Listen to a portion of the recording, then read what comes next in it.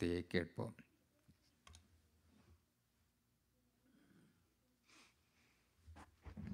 ஆண்டவரும் இரட்சகருமாகிய இயேசு கிறிஸ்துவின் இனிய நாமத்திலே உங்களை வாழ்த்துகிறேன். இந்த தமிழ் ஆராதனையில் உங்களோட பங்கு கொள்ள தந்த பாக்கியத்துக்கு நன்றி சொல்கிறேன். நல்ல சுத்த தமிழ், தூய தமிழ் பேசுகிறீங்க. சில பேர் தமிழ்நாட்டிலே கூட அவங்க பேசுகிற தமிழில் கொஞ்சம் கலப்பு இருக்கும், இங்கிலீஷ் இருக்கும். ஆனால் நீங்கள் சுத்தமாக பேசுகிறீர்கள். கர்த்தர் உங்களை ஆசீர்வதிப்பாராக. தமிழ் மொழியை மறக்கலை, தேவனை மறக்கலை, அதான் ரொம்ப முக்கியம் இல்லை. எதை மறந்தாலும் கர்த்தரை மறக்கவே கூடாது. அவர் செய்த நன்மைகளை மறவாதே என்று சொல்லியிருக்கிறது. ஆகவே இந்த நாளிலே நான் இப்படி கூடி வந்து ஆராதிக்க வரிசை இதை பரலோகம் பார்த்து கொண்டிருக்கிறது. இந்த ஆராதனை நேரத்தில் பார்த்தா நிறைய பணிவிடை ஆவிகள் அனுப்பப்பட்டிருக்கிறார்கள். நீங்கள் ஆராதனை செய்யும் போது கையில் ஊற்றி ஜெபிக்கும் போது பார்க்குறேன், நிறைய தேவ தூதர்கள் பணிவிடை ஆவிகள் எதுக்காக வந்திருக்காங்க? நம்மோடு கூட ஆராதனை கலந்து கொள்வதற்காக. 1 கொரிந்தியர் 10:11 சொல்லுகிறது, அதை எப்படி சொல்கிறது, ஸ்திரீகள் என்ன செய்யணுமா, தங்களுடைய தலையை முக்காட்டிட்டு கொள்ள வேண்டும். நான் ஒரு ஆங்கில சபையில் சிகாகோவில் எபனேசர் ஐபிசி சர்ச் அதில் பேச போயிருந்தேன். கர்த்தர் சொன்னார், இந்த சபையை நான் அதிகம் நேசிக்கிறேன். ஏன் தெரியுமா? அவங்க பாரு எப்படி எல்லாம் அவங்க நடந்து கொள்கிறார்கள் சொல்லி. அது வந்து எல்லோரும் நிறைய மலையாளம் பேசுகிறவர்கள் இருந்தாங்க, நர்ஸஸு, டாக்டர்ஸு, அது ஃபுல்லாக அதுதான் இருக்குது. ஆனால் அதில் என்ன ஒரு விசேஷம்னா, பெண்கள் எல்லாரும் தங்களோட தலை முக்காடு இருக்காங்க. எல்லாம் சின்ன பிள்ளைங்களாம், வாலி பிள்ளைங்க எல்லாருமே அப்படி போட்டிருக்காங்க. அது தேவ ஒழுங்கு. நான் ஒன்றும் குறை சொல்லலை. ஏன் அப்படி செய்யணும்னு சொல்லி நிறைய பேர் தெரியல, அதுக்காக அதை சொல்ல வேண்டியதாக இருக்குது. தேவ தூதர் நிமித்தமாக ஸ்திரீகள் தலை முக்காடணும், ஆண்கள் கால வேண்டியதில்லை. அது உள்டாவாக சில பேர் செய்கிறாங்க, அது வேறு தெரியாதவங்க. அந்த பெண்கள் தான் முக்காடு இருக்கணும். ஏன் தெரியுமா? தேவ தூதர்கள் நிமித்தமானு சொல்லியிருக்கு. அப்படின்னா என்ன அர்த்தம்? யாருக்கும் உணர்வு இருக்குதுன்னு சொன்னால், இந்த தேவ தூதர்கள் இங்கே வந்திருக்கிறாங்க, நம்மளோட ஆராதனையை பங்கு கொண்டு இருக்கிறார்கள் அப்படிங்கிற ஒரு உணர்வு வந்துருச்சு பார்த்துக்கிடுங்களேன். அப்போ என்ன அர்த்தம்னா, அவர் தூதர் வந்திருக்கான்னு யார் வந்திருக்கா? இந்த விவிஐபி அவர் தனியாக வருவாரா? வந்த படைசூழ வருவார் இல்லையா? அந்த பட்டாளம், பெட்டாலியன் சொல்லப்பட்டிருக்கிறது. தம்மை பயந்தொழி சூழ பாளையமே விடுவிக்கிறார். பாளையமே இறங்குறாருன்னா அவரில் தனியால் தூதர்களும் வந்து இருக்கிறாங்க. அப்போ இந்த ஆராதனையில் தூதர்கள் பங்கு கொள்கிறாங்களா இல்லையா? அவர் தேவன் மத்தியில் வந்திருக்கார், ஆவியன் மத்தியில் உதவி கொண்டு இருக்காரா இல்லையா? அப்போது எல்லாம் ஒழுங்கும் கரமாக நடைபெறும் போது அந்த ஆறுதல் பிரியப்படும். இந்த ஆறுதல் பிரியப்பட முடியாது, அவன் நம்ம மத்தியில் வந்திருக்கிறார், அதில் சந்தேகம் கிடையாது. அதில் பணிவிட ஆவியுடைய சட்டைகள் அது அது அது உரசி கொண்டு செல்ல நல்ல இனிமையான ஒரு பிரசன்னம். இன்னும் தேவ பிரசன்னம் வருவதற்கு இன்னொரு அடையாளம் என்னென்னா, ஒரு இனிமையான வாசனை வந்துடும். அந்த ஆராதனை செய்ய துதிகள் பிரியப்படுகிறவர் என்ன செய்கிறார்னா, அந்த தேவ தூதர்கள் தேவ பிரசன்னம் சொல்கிறோம்ல, அதுக்கு அந்த தேவ அபிஷேகம் பண்ணப்பட்ட பாடல்கள். சில பாடல்கள் வந்து கிறிஸ்தவ பாடல் தான், ஆனால் அது வந்து என்ன இருக்குன்னா கொஞ்சம் நடனம் ஆடி அப்படி இருக்குது. அதையும் நம்ம குறை சொல்லக்கூடாது, அவங்க தாழ்ந்து வெளிப்பட. ஆனால் தேவ பிரசன்னத்தில் இருக்கும்போது ஆவியில் மகிழ்ந்து களி கூறணுமே தவிர நடனம் ஆடுவது அது தேவ பிரசன்னத்துக்கு உரியதல்ல.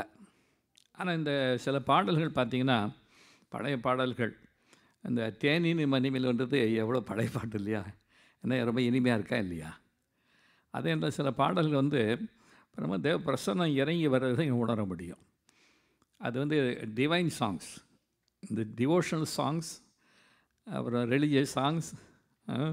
அதில் வந்து டிவைன் சாங், இந்த டிவைன் சாங்ஸ்னால் இந்த திவ்ய பிரசன்னம், திவ்ய மகிமை, திவ்ய வல்லமைன்னு சொல்லிலாம் 2 பேரில் 1 சொல்லப்படும். இது டிவைன் சாங்ஸ், தெய்வ பிரசன்னத்தை கொண்டு வரக்கூடிய பாடல்கள். சில பாடல் பாடும்போதே இந்த அபிஷேகம் வந்து சில பேர் பாடும்போது நல்லா குதிக்கிறாங்க. அது என்ன பிரசன்னம்? அது வேறு காரியம்.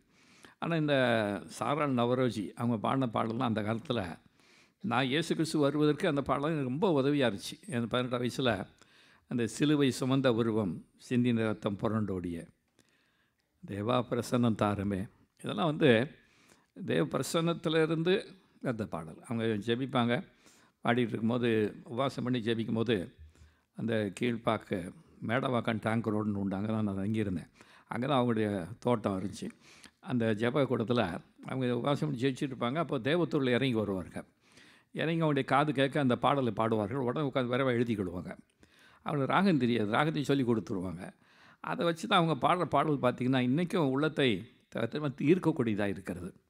நம்ம ஆராதனையில் இந்த பாடல்களை கேட்டபோது மிகுந்த சந்தோஷம், தேனினி மகிமை, அது தேவ பிரசன்னம். ஆகவே தேவ பிரசன்னத்தை நம்ம மத்தியில் இருக்கிறபடினாலே அவரை நன்றி செலுத்தி ஒழுங்குகரமாக அவரை செய்வதற்கு ஒப்புக் கொடுப்போம், சரிப்படுத்திக் கொள்வோம். இன்னும் தேவன் மகிமையில் நிரப்பப்படும். கண்படி ஜெபிப்போம். கர்த்தாவே, இந்த ஆசீர்வதிக்கப்பட்ட வேலைக்கு நன்றியோடு துதிக்கிறோம்.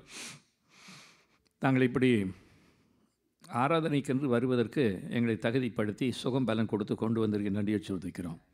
உள்ளத்தில் இருக்கிற இயக்கங்களையும் இழப்புகளையும் காயங்களை ஆற்றி வைப்பீராக. ஒரு அருமையான சகோதரி தன் உள்ளத்தினுடைய காயங்கள் நிமித்தமாக கலங்கி, இந்த வார்த்தைகளை ஏன் நான் கேட்க வேண்டும், நிந்தையை யான் சுமக்க வேண்டும் சொல்லுகிற சகோதரியே, உன் காயங்களை ஆற்றும்படியாக தேவ வல்லமையானது வெளிப்பட்டு கொண்டிருக்கிறது.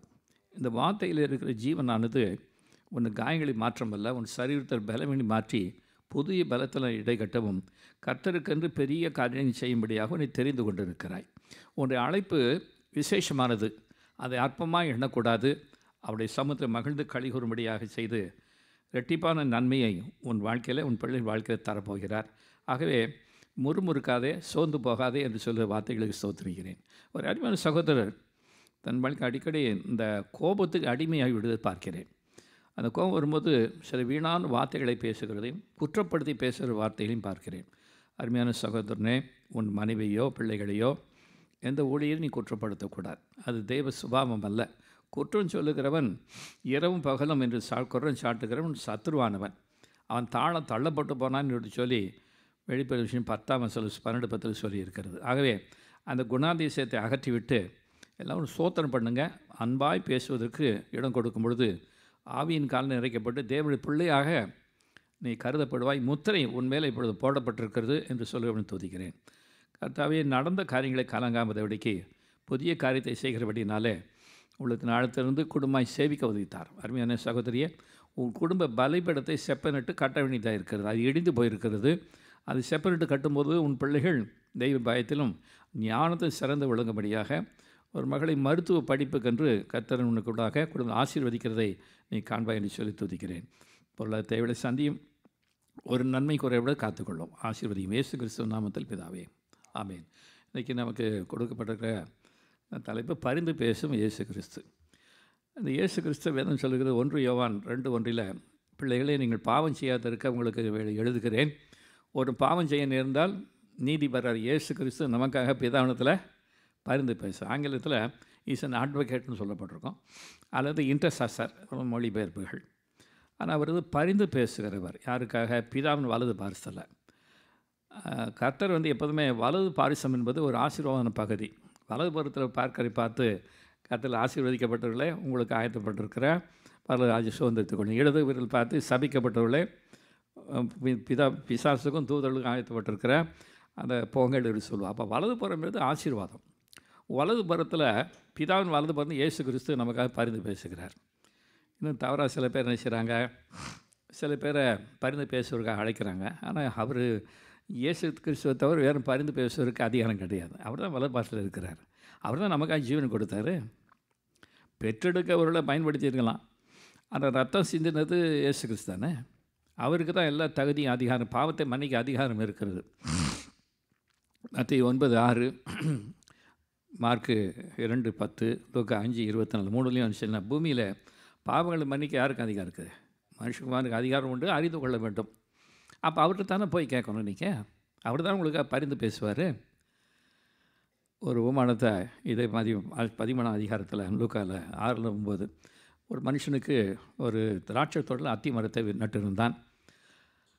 அதில் அவன் கனிகளை தேடி வந்தபோது கனி கொடுக்கவில்லை. ஆகவே என்ன சொன்னான்னா, அந்த மரத்தை வெட்டிடலாம், நிலத்தை பாழாக்குறது என்று சொன்னார். ஆனால் அந்த தோட்டக்காரர் என்பது த கேர் டேக்கர், அது அவர் தான் கேர் பண்ணுறாரு. அவர் தான் எல்லாத்தையும் அந்த பணி செய்கிறார். அவர் என்ன சொல்கிறாருன்னா, தோட்டக்காரர் இந்த வருஷம் இருக்கட்டும், இதை சுற்றிலும் எருக்கொத்தி தண்ணீர் பாய்ச்சுவேன், கனி கொடுத்தால் சரி, கனி கொடுக்காவிடும். 3 வருஷம் பார்த்துருக்கிறார் தோட்டக்காரர். எல்லாத்தையும் செய்துட்டார். ஆனால் கனி கொடுக்கணும், கனி கொடுக்கலை. அப்போது திராட்சை தோட்டத்தில் போய் அத்தி மரத்தை நடுவது எப்போ அப்படி நடமாட்டாங்க. விவசாயம் தெரிந்தவர்கள் அந்த மரம் இருக்கிற செடிகளை தோட்டத்தில் வைக்கிறது. திராட்சை தோட்டத்துக்கு தண்ணி வரும், செழிப்பான இடம். அதில் என்ன செய்கிறாருன்னா வேலி அடைக்கிறார். முதல்ல ஒரு இடத்த வாங்கினா நமக்கு ஏசாயா 5ஆம் அதிகாரத்தில் ஒரு நேசருக்கேற்ற ஒரு திராட்சை தோட்டம் தெளிப்பான இடத்துல இருந்தது. அதுக்கு ஒரு நேசர் பாட்டு பாடுவேன்.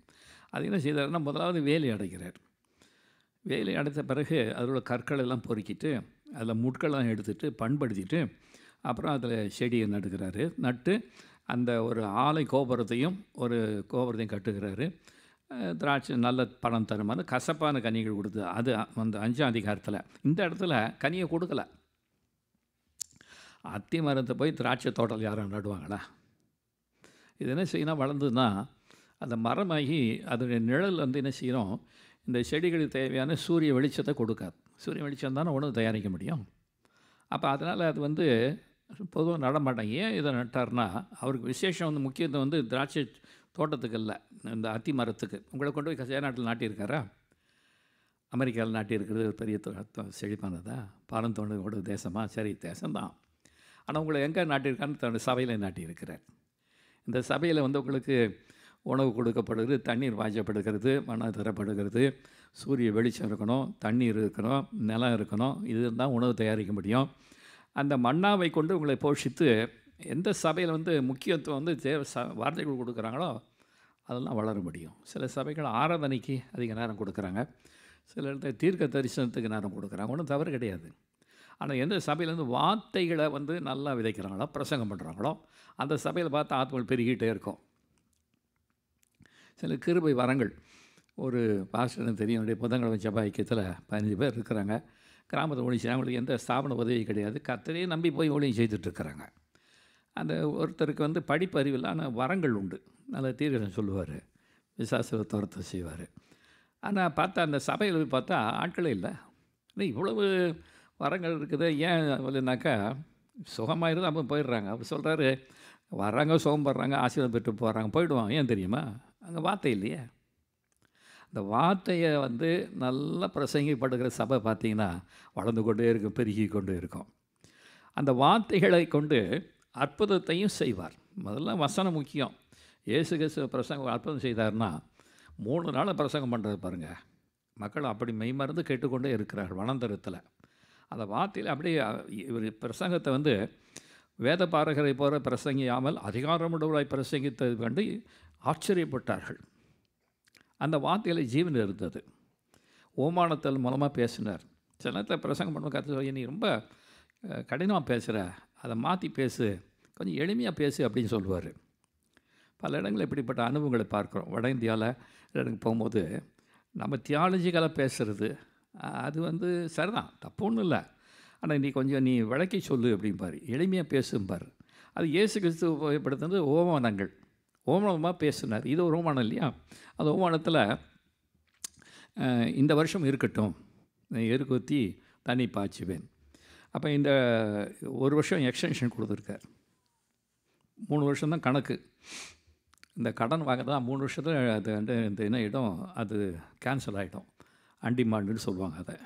அது 3 வருஷத்துக்கு அப்புறம் இல்லைன்னா கிளைம் பண்ண முடியாது. ஃபைனான்ஷியல் அக்கௌண்டிங் இயர் இந்த 3 வருஷம் உங்களை கருவியாக வச்சு இந்த வருஷத்தில் நீங்கள் கனி கொடுப்பு பார்த்து கொண்டே இருக்கிறாரு. எக்ஸ்டென்ஷன் வாங்கிட்டீங்களா இல்லையா? அப்போ தான் இந்த வருஷத்தில் வந்திருக்கிறோம். ஆவிக்கிற வாழ்க்கையில் கனி கொடுக்கணும்.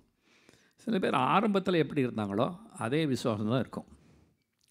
விசுவாசத்தில் வளர்ந்துருக்க மாட்டாங்க. வேத வசனத்தில் அதிகமாக தியானம் பண்ணி படிச்சிருக்க மாட்டாங்க. வேத அறிவு அதே அளவு தான் இருக்கும். சில பேர் வந்து ஜெபத்தில் வந்து 5 நிமிஷம்னா 10 நிமிஷம் அப்படி இருக்கணும். 1 மணி நேரமாக ஜெபிக்கக்கூடாது தான் குறைஞ்சபட்சம். ஆனால் அப்படி ஜெபிக்க கற்றுக்கொண்டு இருக்கணும். இதுதான் கனி தருவது. அப்புறம் ஆவிக்குரிய கனி, அது என்னது? அன்பு, சந்தோஷம், சமாதானம், நீடிய பொறுமை, விசுவாசம், சாந்த, இச்சை, அடக்கம், இதெல்லாம் கொடுக்கணும். ஒரு குடும்பம்னா வந்து குழந்தை பிறக்கணும் இல்லையா? 1 வருஷம், 2 வருஷம், 3, 5 வருஷம், இன்னும் ஒன்றும் விசேஷம் இல்லையா அப்படின்னு கேட்பாங்கல்ல. 8 வருஷம் ஆகிடுச்சுன்னா அந்த பொண்ணு வந்து எங்கேயும் விசேஷத்துக்கு வர முடியாது, ஏன்னா மலடிப்பாங்க. என் மனைவிட்டு வந்து நிறைய பேர் வந்து நிற்பாங்க.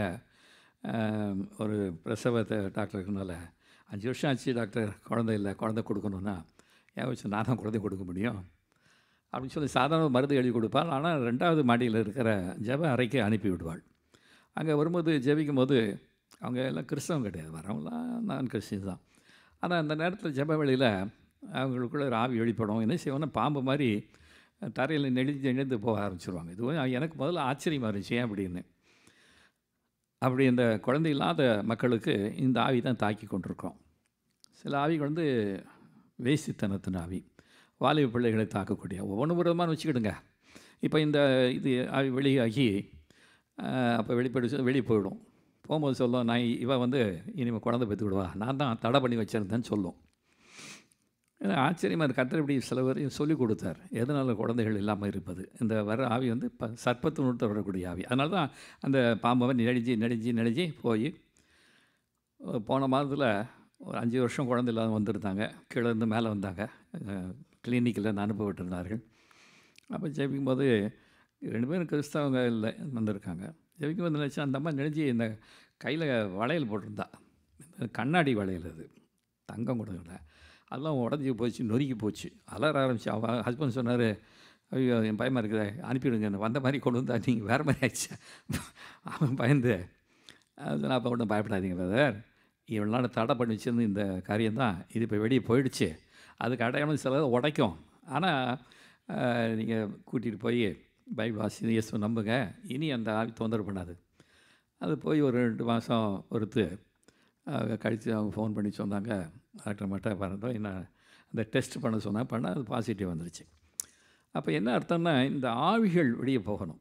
அது என்ன கனி கொடுக்க முடியாதபடி, கர்ப்பத்தை கொடுக்க முடியாதபடிக்கு தடை செய்கிறது. அதே மாதிரி ஆவிகள் வாழ்க்கையில் நம்ம கனி கொடுக்க விரும்புகிறார், எல்லாத்தையும் சுத்தம் பண்ணி வச்சுட்டாரு, இன்னும் என்ன தேவைன்னு கொடுப்பார். உங்களுக்கு கேட்டதை கொடுப்பாரான்னு நீங்கள் கனி கொடுக்கணும் இந்த வருஷத்தில். அது அந்த அந்த கேர்டேக்கர், தோட்டக்காரன்னு சொல்லியிருக்குல்ல, தோட்ட உரிமையாளர் வேறு, அதான் பிதா, தோட்டக்காரர் கவனிக்கிறவர் கேர்டேக்கர், அவர் தான் நம்ம ரெக்கமெண்ட் பண்ணுறாரு. வேண்டாம் இன்னும் 1 வருஷம் எக்ஸ்டென்ஷன் அப்படின்னு சொல்லி எக்ஸ்டென்ஷன் பண்ணி கொடுத்துருக்காரா இல்லையா? ரொம்ப முக்கியம் எக்ஸ்டென்ஷன். எங்கள் அப்பா வந்து ஒரு அரசாங்க அதிகாரியாக இருந்தார். அது பணி பெறுவதற்காக அதுக்கு எக்ஸ்டென்ஷன் கொடுப்பான். அந்த காலத்தில், இப்போல்லாம் அது கிடையாது. எனக்கு எங்கள் தாப்பனார் முந்தி ஒருத்தர் இருந்தார், அவர் வந்து அதே நிலையில் இருந்தார். அவர் எக்ஸ்டென்ஷன் கேட்டார். 1 வருஷம் கிடச்சிது, 2ஆவது வருஷம் கிடச்சிது, 3ஆவது வருஷம் கிடச்சிது. எங்கள் அப்பா அவர் முடிஞ்ச பண்ணாங்க, 1 வருஷம் கேட்டால் கொடுக்கல. என்ன அர்த்தம்னா, அதுக்கு முன்னே இருந்த ஒரு பேர் வந்து ஒரு குறிப்பிட்ட பேர், அவர் பேர் ஒரு அண்ணாசாமி முதலியார். அப்போ முதல்வராக இருந்தவர் வந்து அண்ணாதுரை, அவர் முதலியார். 2 பேரும் பச்சைப்பாஸ் கல்லூரியில் எம்ஏ பாலிட்டிக்ஸ் படிச்சிருந்தாங்க. இப்போ அவர் முதல் மந்திரி ஆகிட்டே, இவர் இந்த சூப்பரண்ட் ஆகிட்டார். இப்போ முதல் மந்திரி இப்போ எக்ஸ்டென்ஷன் இல்லை கேட்கும்போது 1 வருஷம் கூட 2 வருஷம் 3 வருஷம் கொடுத்துட்டாரு. அப்போ எங்களுக்கு ரொம்ப சந்தோஷம். எப்படி கட்டாயம் 1 வருஷமாக கொடுப்பாருன்னு பார்த்தா, அதில் வந்து ஒரு வரி எழுந்தார், கொடுக்கல. அதில் எழுதின வழி விடு வாழ விடு, வழி விடு, இந்த பச்சை எழுதுகிறார் சிஎம். அப்போ தான் முதல்ல தமிழில் எழுதுகிறார் சிஎம். வந்து ரொம்ப அண்ணாதுரை ரொம்ப தமிழ் புலமை பெற்றவர்.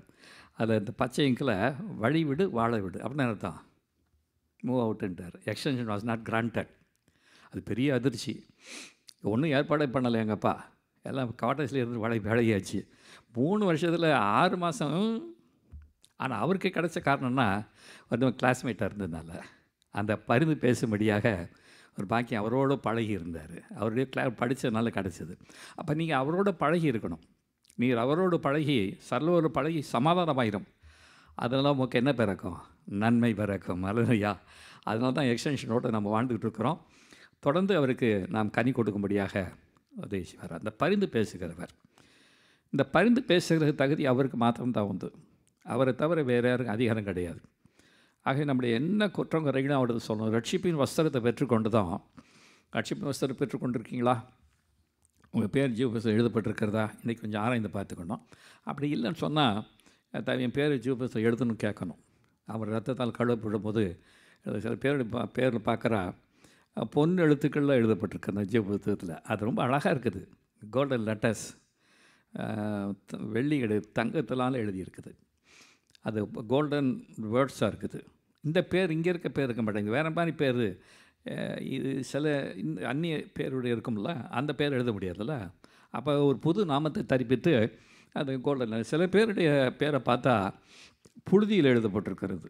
ஐயோ, அது ரொம்ப கோரமாக இருக்குது. கருப்பு எழுத்து, கோல்டன் லெட்டரில் கருப்பு எழுத்தா புழுதியில். யாருடைய பேர் புழுதியில் எழுதப்படும் தெரியுமா? தேவனை மறக்கருடைய பேர் வந்து புழுதியில் எழுதப்படுமா. அது ரொம்ப அபாயகரமான காரியம். அதை கேட்டு பார்த்தேன், கர்த்தாவே கொஞ்சம் மாற்றுங்க. ஒரு காலத்தில் அங்கே இருந்தது, அந்த பேரை கிறுக்கி போட்டு இப்போ அங்கே எழுதி வச்சுருக்குது. கொஞ்சம் மாற்றுங்க கர்த்தாவே அப்படின்னேன்.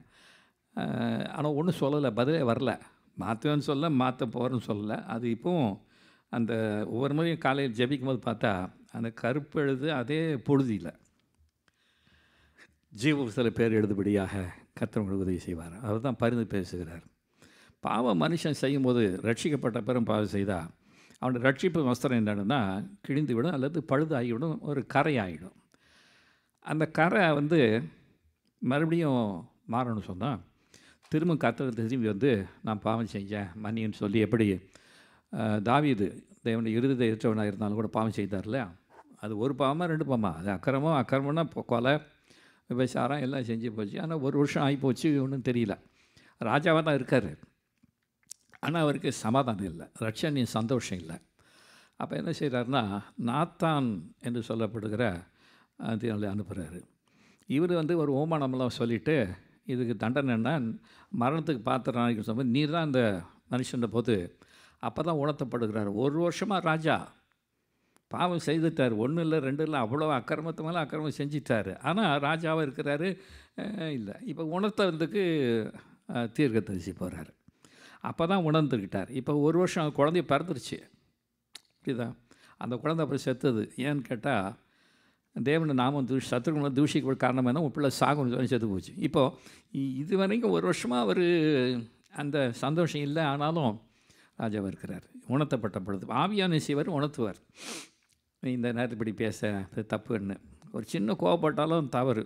ஒரு முறை கேரளா எஸ்டேட்டுக்கு ஊழியத்துக்கு போயிருந்த போது திருச்சியிலும் புறப்பட்டு குமிளி என்ற இடத்துல இறங்கி உணவு அருந்துவதற்கு பிறகு திரும்பி வரதுக்காக பார்த்து பேக்கெலாம் வச்சுட்டு போயிட்டு சீட்டில் உட்கார வச்சுட்டு போயிட்டு இருந்தா, அப்புறம் திரும்பி வந்து பார்க்கக்குள்ள வேறு யாரும் உட்காந்துட்டான். அப்புறம் நான் சொன்னபோது இப்போ நாங்கள் தான் உட்காந்துருந்தோம், என்ன உங்கள் அப்பா வீட்டு சீட்டா கேட்பாங்கல்ல, அங்கெல்லாம் இங்கே எந்த பிரச்சனை இல்லை, அதெல்லாம் அப்பா வீட்டு சீட்டான்னு கேட்டான். எப்பா நாங்களாம் வச்சுருந்தா உனக்கு கொஞ்சம் அறிவு இல்லையா, புக்கை பார்க்கக்கூடாதா அப்படின்னு எங்கள் டீமில் இருந்தவங்க சொன்னாங்க. சண்டே ஆகி போய் கண்டக்டர் வந்து அவங்களுக்கு வேறு சீட்டு கொடுத்துன்னு வச்சுங்க. சரி போய் ஊழியம் செய்கிறதுக்கு போனால் எஸ்டேட்டில் வழக்கமாக வந்து கேரளா மறையூர் எஸ்டேட்டு, அப்புறம் பள்ளிக்கொண்டு எஸ்டேட்டு, பீர்மேடு, இதெல்லாம் நிறைய எஸ்டேட்டு பகுதியில் நிறைய ஊழியங்கள் நடைபெறும். அப்போ அந்த போய் கூட்டம் முடிஞ்சதும் ஜெபிக்க ஆரம்பித்தா எப்பவுமே பிசாசுங்களாம் ஓடி போகும். இயேசு நாமத்தை சொன்னால் ஓடும், தெரியுமா உங்களுக்கு? பயப்படாதீங்க. சில பேர் கிட்ட போய் பயப்படுவாங்க. அது திருப்பி நம்மளை அடிச்சிருச்சுன்னா இல்லை, ஆனால் இயேசு நாமத்தை சொன்னாலே அது ஓடி போயிடும். சரி இப்போ போய் எல்லாம் ஜெபிக்க 3 பேர் 4 பேர் போய் நிற்க ஜெபிக்கிறோன்னு பார்த்தா ஒரு அசையும் இல்லை, அப்படியே கல் மாதிரி நிற்கிது. சொல்லுவாங்கள்ல சொல்லுவாங்கள்ல, ஒன்றுமே அசைவு இல்லை. இதில் வந்து சில விவரங்கள் உண்டு. சில ஆவி வந்து இந்த வியாதி தலைவலியை கொண்டு வருது, இதெல்லாம் சுகமாயிடும். இது வந்து எளிதானது. இதை விட சில பலமான ஆவிகள் உண்டு. அதனால் சொன்னார், இந்த ஜாதி பிசாசு உபவாசத்தினாலும் ஜபத்தினாலும் மற்றும் புறப்பட்டு போகிறதுன்னு இருக்கார்ல. அப்போ இந்த மாதிரி ஆவிகள் வந்து கொஞ்சம் கடினமாக இருக்கணும், உபவாசம் பண்ணி ஜபிக்கணும். ஆனால் இது பொதுவாக வந்து ஒரு அற்புதம் நடக்கலை, ஒரு தலைவலியும் போல் அதில் அப்படியே நிற்கிறாங்க. சரி ஏதோ பிரச்சனைன்னு சொல்லிவிட்டு கொஞ்ச நேரம் இருந்து 4 பேரும் ஜெபிக்கலான்னு சொல்லி நின்றுட்டு போது கர்த்தாவே மன்னியும் அப்படின்னு சொல்லும்போது இந்த இதை வருது, என்னென்ன அறிவு இருக்க முட்டாள் அப்படின்னு அந்த வார்த்தை எல்லாம் துணிக்குது. அப்போ யோசித்து, ஓஹோ காரணம் என்ன தெரியுமா, அங்கே மத்தியானம் வந்து சாப்பிட்ற நேரத்தில் பேசுகிறோம்ல, அறிவு இருக்கா முட்டாள்னு சொன்னாங்கள்ல 3 பேர்லேயும். இதனால் என்ன இப்போ சண்டை ஆகிப்போச்சு. இந்த சண்டை செய்தது வந்து பரிசுத்தம் கிரியை செய்ய முடியல. அப்போ கர்த்தா மன்னியும், அவங்க சொன்னது தவறு, இதை செய்ய மாட்டோம், மன்னிப்பு கட்டுட்டு போயின்னா அற்புதம் நடக்குது. அப்போ இதை உணர்த்துகிறவர் வந்து பரிசுத்த ஆவியானவர். அந்த உணர்த்தப்பட்ட பிறகு சரி பண்ணிட்டீங்கன்னா கொஞ்சம் அற்புதம் நடக்கும், கர்த்தவங்களை வல்லமை பயன்படுத்துவார். ஆக இந்த பரிந்து பேசுகிறார், இதாவட்டு சொல்கிறாரு, எப்படி கேட்கணும்னு சொல்லி கொடுப்பார். ஒரே ஒரு உதாரணம் சொல்கிறேன் பாருங்கள். லூக்கா 7ஆம் அதிகாரத்தில், மற்ற 8ஆம் அதிகாரத்தில் 100க்கு அதிபதி, இது 7ஆம் அதிகாரத்தில் கொஞ்சம் வித்தியாசமாக இருக்கும். அவன் வேலைக்காரன் ரொம்ப மறந்து ஒரு மேத்தன் இருக்கான், அதுக்கு ஆட்களை அனுப்புகிறாரு. இதில் வந்து தானே வந்து கேட்ட மாதிரி இருக்கும் இதில் மத்தியில், ஆனால் இங்கே வந்து ஆள் அனுப்பினார் யூத அதிகாரத்தில் சொல்லி ரெக்கமெண்ட் பண்ணுறோம். என்ன சொல்கிறாங்கன்னா, கொடிய வேதனைப்படுகிறான்னு சொஸ்தமாக இல்லை, நான் நீர் வர வேண்டியதில்லை ஒரு வார்த்தையை சொன்னான். அப்போ என்ன சொல்கிறாங்கன்னா, இவன் தமிழ் ஜனத்தை நேசிக்கிறான். யார் ஜனத்தை? யூத ஜனம் நேசிக்கிறான், 100க்கு அதிபதி. அவங்களுக்காக ஒரு ஆலயத்தை கட்டியிருக்கான். இவங்க ரெக்கமெண்டேஷன் அது தேவையில்லை. என்ன சொல்கிறாங்கன்னா, ஜனத்தை நேசிக்க 100% யூதர் இல்லை, ஆனால் தம்முடைய ஜனத்தை நேசிக்கிறான். 5ஆம் அதிகாரத்தை 5ஆம் வசனம் 7-5 வாசித்து பாருங்கள். வீட்டுக்கு சென்று ஜனத்தை தம்முடைய ஒரு ஆலயத்தையும் கட்டியிருக்கான். இது 2 குவாலிஃபிகேஷன். இதை வச்சு என்ன சொல்கிறாங்க, ஆகவே அவன் அந்த ஆசீர்வாதத்திற்கு பாத்திரனாக இருக்கிறான். இதுதான் ஆவியானவர் செய்வார். நீங்கள் செய்கிற ஒவ்வொரு காரியத்தையும் கணக்கில் வச்சு பிதாவின் சமூகத்தில் பரிந்து பேசுவதற்கு உணர்த்துவார். இப்போ கொர்நேலியு 10ஆம் அதிகாரம், அது நல்லா தெரிஞ்ச விஷயம். இப்போ அவன் என்ன செய்யணும்னா, தேவனுக்கு பயந்து கர்த்தருக்கு வீட்டாரோடு கர்த்தரை சேவிக்கிறான், மிகுந்த தான தர்மம் செய்கிறான். ஜபம். இப்போது ஒரு தூதன் இறங்கி நிற்கிறார். பிரச்சனை தோன்றி கொர்நேலியுவே, ஒரு ஜபம் கேட்கப்பட்டது, உன்னுடைய தான தர்மங்கள் நினைப்புறுதலாக தேவ சம்பந்தம் எட்டி இருக்கிறது 10ஆம் அதிகாரத்தில். அப்போ இதெல்லாம் நீங்கள் செய்கிற காரியம் இருக்குது பாருங்கள், இதெல்லாம் இதை பாயிண்ட்டை வச்சு பரிந்து பேசுவார் இயேசு கிறிஸ்து, பிதாவை மன்னியும் என்று சொல்லி. இப்போ தாவீது அந்த 51ஆம் சங்கீதத்தை அது உணர்த்தி சொன்னார். இப்போ மறுபடியும் கர்த்தாவே உம்முடைய ரட்சணியத்தின் சந்தோஷத்தை திரும்ப தந்து இந்த உற்சாகம் தாங்கப்படி செய்யும். ரெஸ்டாரண்ட்டையுமே the joy of salvation. R you still having the joy of salvation R you lost it? If you lost it, come to the presence of the Lord. He will tell you what to do, and then when you go, He will go in His presence and say, Lord, forgive him. You know why? அதான் சொல்லப்படும், இயேசுக்கு ரத்தம் பரிந்து பேசுகிற ரத்தம். எல்லாருடைய ரத்தமும் உலகத்தை சிந்தப்படுது. ஆனால் முதல்ல சிந்தப்பட்டது யாருடைய ரத்தம்? ஆபேல் ரத்தம். அந்த ஆபேல் ரத்தம் சிந்தின பிறகு காயினை பார்த்து கேட்கவும், சகோதரங்க நான் காவலடியா என்ன கேள்வி பாருங்க. அல்ல, அவன் சிந்த ரத்தம் பூமியில் என்னை நோக்கி கூப்பிடுகிறது. அந்த ரத்தம் என்னன்னு கூப்பிட்ருக்கோம், நான் என்ன தப்பு பண்ணேன்? காணிக்கை அவரும் கொடுத்தேன், நானும் கொடுத்தேன். ஆனால் ஏன் காணிக்கை ஏற்றுக்கிட்டீங்க, அவர் காணிக்கை, அதுக்கு நான் என்ன தவறு செய்தேன்னு சொல்லி இந்த ரத்தம் கர்த்தரை நோக்கி கூப்பிட்டு தான். தோமா நமக்காக இந்தியா தேசத்துக்கு அனுப்பப்பட்டு ஊழியம் செய்தார். அவருக்கு இந்த நிறைய ஊழியம் செய்து கேரள நம்பூதிரிகள், சென்னையில் மயிலாப்பூரில் அந்த கச்சேரி ரோடு கபாலஸ்தலம், அதான் அந்த ஸ்கல் ஆலயத்தை கட்டுறாரு கபாலீஸ்வரனை. ஆனால் அதை கபாலீஸ்வரன் இப்போ போயிட்டுருக்குது. ஆனால் அங்கே நிறைய உயர்குலத்து மக்களாக பிராமணர்கள் சந்திக்கப்படுறாங்க. அப்போ இது பார்த்தா இது எல்லாமே மயிலாப்பூரே காலி ஆகிடும் போட்டிருக்குது, கச்சேரி ரோடு. அப்போ அவங்க என்ன பொறாமை கொண்டு தான் என்ன செய்கிறாங்க, அவரை சின்ன மலை அப்புறம் மலைக்கு போய் அவரை கொண்டு இந்த ரத்தம் என்னன்னு சொல்லுது, அதுவும் பிதாவையும் கூப்பிடுது. கர்த்தாவே நீங்கள் சொல்லி நான் ஊழியம் செய்தேன், எத்தனை பேர் நம்மளுடைய பக்கம் திரும்பிட்டாங்க, ஏன் நான் என்ன பாவம் செஞ்சேன் அப்படின்னு தோமாவுடைய ரத்தம் அவரை நோக்கி கூப்பிடுகிறது. ஆனால் வேதம் சொல்லுகிறது, எபிரேயர் 12ஆம் அதிகாரம் 23-24, ஆபேல் ரத்தத்தை பார்க்கிற நலமான பேசுகிற நம்ம ரத்தம் அது நமக்காக பரிந்து பேசுகிறது. ஆபேல் ரத்தத்தை பார்க்கிலும் நலமானைகளை பேசுகிற இயேசு கிறிஸ்து ரத்தம். அந்த இயேசு கிறிஸ்து ரத்தம் என்ன சொல்லணும்னு சொல்லுங்கள் பார்க்கலாம். பிதாவை இவெல்லாம் பாவிகள் தான், அக்கிரமக்காரர் தான், தண்டனைக்குரியவர்கள் தான். ஆனால் நான் சிந்திருக்கிற ரத்தம் இருக்குது பாருங்கள், இந்த ரத்தத்தை பார்த்து இவங்களுக்கு பாவத்தை மன்னியும் சொல்லி அது பரிந்து பேசுகிற ரத்தம். ஆபேல் ரத்தத்தை பார்க்கிலும் நலமானைகளை பேசுகிற இயேசு கிறிஸ்து ரத்தம் உலக மக்கள் அனைவருக்காக அதுதான் பரிந்து பேசுகிறது. அந்த ரத்தத்தை மாற்ற நம்ம சிந்தாமல் இருந்தால் நமக்கு விமோசனமே கிடையாது. ஆகவே இந்த ரத்தம் பரிந்து பேசுகிற ரத்தமாக இருக்குது, நமக்காக பரிந்து பேசுகிறார். என்றைக்கும் நம்மை கைவிட மாட்டேன். அப்போ என்ன செய்யணும்னா, நீங்கள் உணர்த்தப்படணும், உணராமல் இருக்கக்கூடாது. உணரார் ஜென்மம் சொரணக்கட்ட அப்படி நான் சொல்லக்கூடாது. வேதத்தில் இந்த வார்த்தையை யூஸ் பண்ணியிருக்கிறாங்க. எரேமியா 4ஆம் அதிகாரத்தில், இந்த அதிகாரத்தில், என் ஜனமும் உணர்வற்றவர்கள், அவன் பாவம் செய்ய அறிவாளிகள், நன்மை செய்ய மனதில் அவர்கள் உணர்வில்லாத ஜனம் அப்படின்னு ஒரு வார்த்தையில் சொல்லணும்னா, சொரணக்கட்ட ஜென்மம் அப்படின்னு கலக்கையில் பேசுவாங்கள்ல. ஏன்னா நன்மை செய்ய மனதில் தீமை செய்ய ரொம்ப அறிவாளிகளாக இருக்கிறாங்க. என்னென்ன டெக்னாலஜி வந்திருக்க புதுசாக இந்த மொபைல் ஃபோன் இதெல்லாம் சிலதெல்லாம் தெரிய மாட்டேங்குது எங்களுக்கெல்லாம். ஆனால் ஒரு ஜெனரேஷன், ஒரு முன்னேற ஜெனரேஷன் இருக்கிறதுனால அந்த சின்ன பிள்ளைங்க பார்த்தா சும்மா லேப்டாப் கொடுத்து சும்மா மடமடன்னு விளங்கி எந்தெந்த சைட்டுக்கெல்லாம் போயிடுதுங்க, ஒன்றுமே நமக்கு தெரியல. ஆனால் இதெல்லாம் எதுக்கு பயன்படுத்துன்னா, கர்த்தரை விட்டு தூரமாக போகிறதுக்கு பயன்படுத்தப்படுறதாக இருக்கிறது. ஆனால் கர்த்தரை நல்லா பிடிச்சு கொள்ளணும். கர்த்தர் மூலமாக நம்ம பெரிய ஆசீர்வாதம் வச்சுருக்காரு. பிள்ளைகள் அப்படி தெய்வ பயத்தை வளர்க்க நீங்கள் கற்றுக்கொள்ளணும். அவளுக்காக பிதாவுன்னு பரிந்து பேசணும். இப்போ ஒரு யோபு 10 பேர் இல்லையா, 7 + 3 7 பேரை விருந்து பண்ணுவாங்க. ஒவ்வொரு நாளும் விருந்து. ஒரு நாள் பிரியாணி தான். இந்த சகோதரின்னு கூப்பிடுவாங்க. அந்த 10 பேரும் நல்ல விருந்து உண்டு. அவங்க புசித்து வெறித்திருப்பார்களோ என்று சொல்லி எண்ணி யோபு என்ன செய்வார், தங்களுடைய பிள்ளைகள் இலக்கத்துக்கு ஏற்றவ பலி செலுத்துவாராம். அப்படின்னா என்ன அர்த்தம்னா 10 பேருன்னா அப்போ 10 கோழி அந்த பலி கொடுப்பார்ல, 10 ஆடு, 10 அவங்களுடைய இலக்கத்துக்கு ஏற்றதாக. இப்போ உங்களுக்கு 1 2 3 ரொம்ப குறைஞ்சி போச்சு இப்போல்லாம். அந்த இலக்கத்துக்கு நேராக என்ன பலி செலுத்தணும். என்ன பலி செலுத்துவீங்க? பப்ளிக் ஸ்கூலு, காலேஜு எல்லாம் வெளியே போகிறாங்க வர்றாங்க, என்ன செய்யணும்? அவர் என்ன செய்கிற, யோபு ஒன்றும் சொல்லலை. அவள் நல்லா குடித்திருந்து வெறித்திருந்து தேவனை தூஷித்திருப்பார்களோ என்ற உள்ளத்தில் எண்ணி அவருடைய இலத்துக்கு என்ன பலி கொடுத்தான்னு சொல்லியிருக்கு. அப்போ என்ன அர்த்தம்னா, நீங்கள் என்ன பலி செலுத்த போகிறீங்க? ஆடு மாடு கோழிலாம் சோத்தர் பலி செலுத்தணும். கதை மதியம் என் பிள்ளைகள் போயிருக்காங்க, அவருடைய கண்களை பரிசுத்தப்படுத்துங்க, அவனுடைய பாவத்தை செய்தால் மன்னிங்க, ரத்தத்தால் கழுவுன்னு சொல்லிவிட்டு அந்த 3 பிள்ளைகளுக்கும் 2 பிள்ளையும் சோத்தர் பலி செலுத்தணும். பாவ நிவாரண பலின்றது சோத்திர பலிகளை செலுத்தி ரத்தத்தால் கழுவி ஒப்பு கொடுத்துட்டிங்கன்னா அந்த யோபையும் வீட்டையும் வேலையெடுத்து உங்களை வேலையடைத்திருப்பார். அதுதான் உங்களுக்கு பரிந்து பேசுகிற அர்த்தம். அவர் நமக்கு பரிந்து பேசுகிறதாக இருக்கிறார். இன்றைக்கி கூட நாம் நிர்மலமாக இருக்கணும், அப்படியே கிருபை தான். ஒரே ஒரு காரியம் சொல்லி முடிச்சிடறேன். இந்த யோவான் எழுதின சுவிசேஷத்தில் 8வது அதிகாரத்தில் ஒரு சம்பவம் சொல்லப்பட்டிருக்கு. இயேசு ஒலிவ மலைக்கு போனார். மறுநாள் அதிகாலமே தேவாலயத்துக்கு வந்தால் உபதேசிக்கு வந்தார். அது பாருங்கள், ஒரே வார்த்தை ரொம்ப அழகாக இருக்கும் பாருங்கள். Jesus went to the mount olive.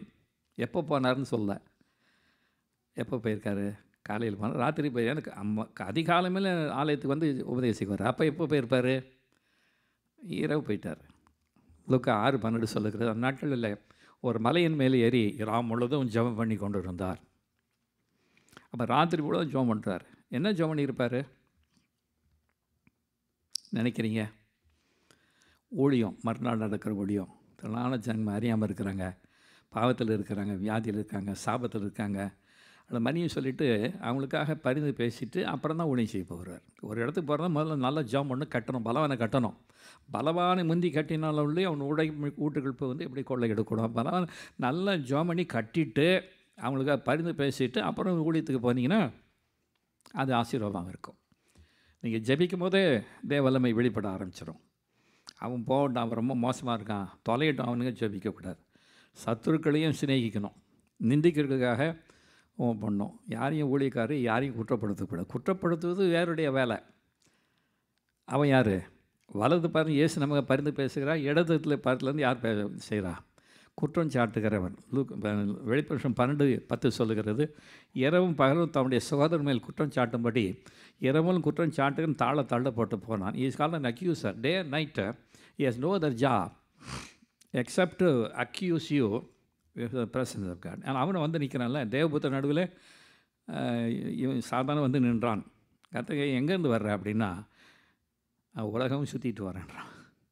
அவன் வேலை என்னது? He had a very wonderful, responsible job. He lost it because he entertained pride in his heart. That's why he was thrown down. இப்போ அவன் வேலை என்னென்னா, உலகம் சுற்றிட்டு வாங்க. Is a roamer now. பிஜிஎனில் பிறால் ரோமர்னு ஒன்று பார்த்துருக்கீங்களா? அது நல்லா ரேஸுக்கு அதுதான் தயார் பண்ணுவாங்க.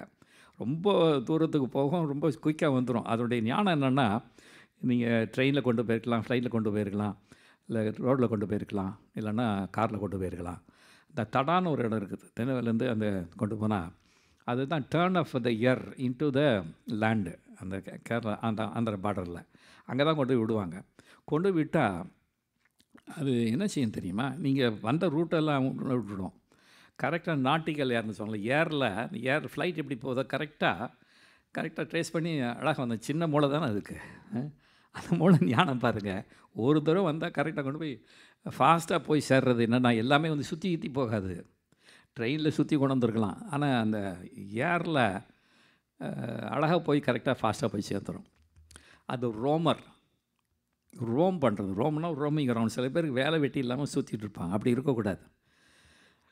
எதாவது வேலை செய்யணும். எது வேலை செய்யணும், நல்லா ஜெபம் பண்ணுறோம். கர்த்தர் உங்களுக்கு நல்ல வேலையை கொடுத்து உங்களை ஆசீர்வதிப்பார்.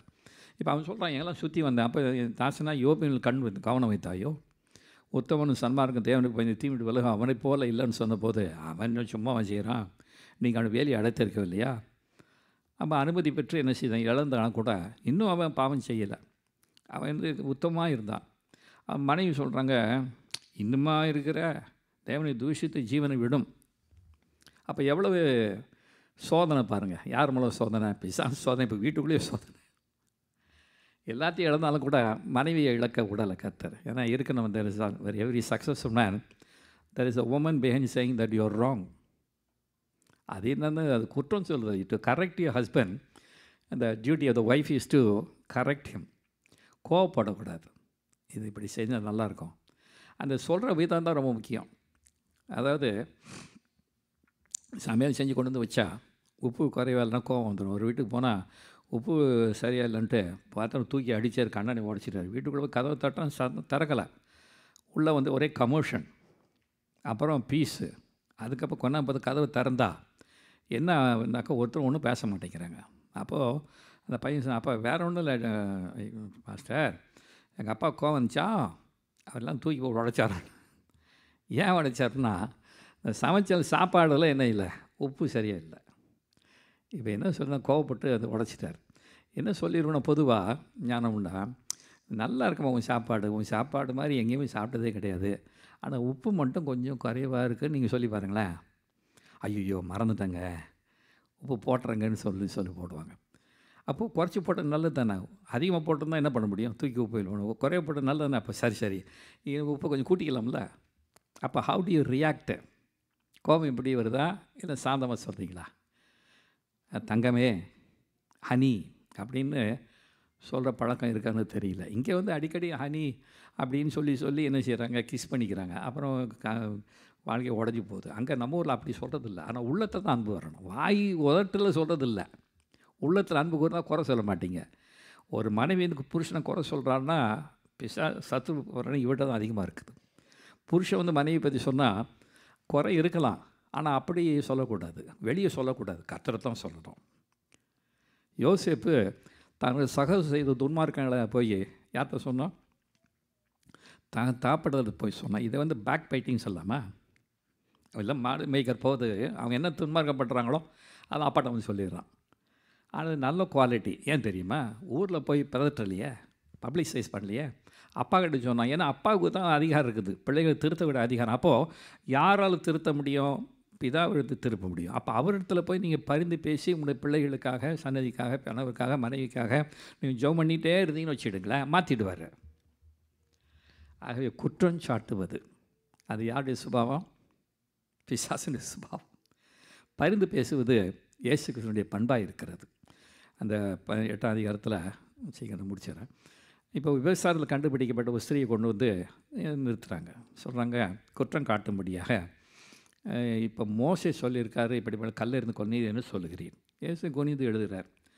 திரும்ப கேட்டு பார்க்குறேன், ஓயாத சொல்கிறதுனால ஒன்று சொன்னார் பாருங்க, உங்களுக்கு பாவம் இல்லாதவன் மேல் கல்லறிய கடவன் அப்படின்னு சொன்னபோது அங்கே சொல்லப்பட்டிருக்கிறது, பெரியவர் முதற்கொண்டு எல்லோரும் மனசாட்சி குத்தப்பட்டு ஒவ்வொருவராக போயிட்டாங்க. கல் கையில் வச்சுருந்தாங்க, ரெடியாக இருக்கிறாங்க. ஒரு வார்த்தை ஊம்ட்டாக்கா போட்டிருப்பாங்க.